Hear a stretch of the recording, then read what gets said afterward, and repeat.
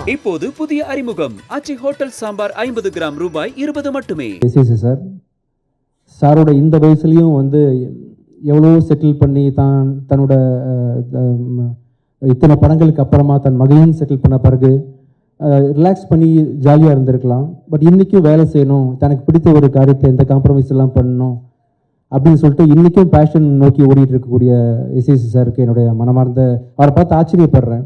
அந்த வயசில் நம்மளாம் இருப்போமானே தெரியாது. ஆக்சுவலாக இருந்து தெளிவாக டபுள் ஷார்ப்னு பிட்டர் சார் சொன்னார் இல்லையா, பட் டபுள் ஷார்ப்பாக உண்மையிலேயே வந்து அவர் நிறைய விஷயங்களில் சக்ஸஸ்ஃபுல்லான பர்சனாக இருக்கிறாரு.